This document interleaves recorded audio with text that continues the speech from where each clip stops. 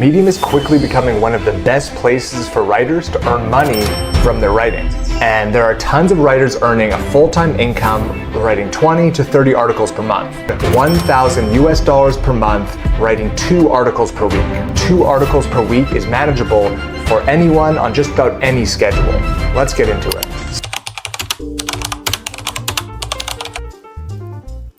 The 7 stories I published should have gotten me that, because I did watch other tutorials and also followed so many other steps to publishing. But I do have a problem, and that is storytelling. So I'm going to share a few things I've learned about storytelling and also about the Medium community. Storytelling is an essential part of communication. It is the most effective way to learn, digest information, become energized, be influenced, and get carried away. Although it seems quite challenging to master the art of storytelling, when you manage to understand the main principles of a great story, you are in a position to deconstruct them and build a system off of them. Stick to a central theme, evoke wonder, embrace change, use personal experience. As Andrew Stanton states, all well-drawn characters within a story have a spine. This is their inner motor, a dominant, unconscious goal that they are striving towards, a niche that they cannot scratch. Michael Corleone, for instance, in The Godfather, was driven by a constant underlying theme, which was to please his father. It consumed his entire life, and it was visible throughout the movie. When you're telling a story, whether you want to draw on details from your personal experiences or from somewhere else, try to be congruent with your theme. Is your story about existential angst? Is your story about the struggle of being human? Is it about the depth of your emotional or intellectual world? Whatever your theme and its emotional underpinning, make sure that it prevails throughout the story. This is what keeps people engaged and helps them resonate with your emotional world. I think I made a mistake being a writer, because one thing is certain, and that is that the internet would pick entertainment over something educational. But it's a good thing. What it shows is that you have to be a good storyteller. Storytelling is the only thing you can use to bridge the gap between someone being bored about something you're trying to show them or teach them, and someone also feeling very, very entertained about what you're sharing.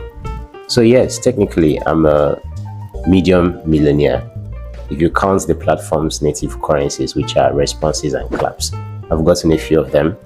Above all, I think what I'm going to get from here is the friendships. That's why I'm focusing on the friendships and the connections. That's what actually makes you a Medium millionaire, and not actually the earnings when it comes to money, because that could actually be difficult.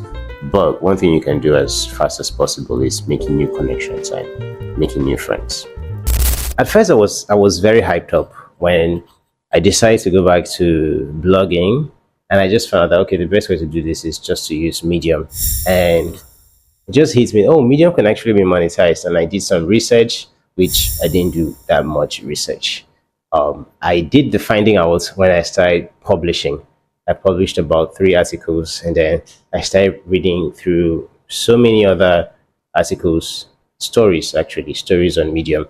If there's one thing I like doing, which I'll always keep doing, is taking the time out to really, really look at the content and give a genuine response. That's why I also said something in my previous video about fast content, how it has really made us not pay attention to creativity. Those who pay attention do. And again, I'm saying, if you're someone who is creative and someone who is trying to build a world, a creative world, like I'm doing, like how the magician is doing, you have to be present.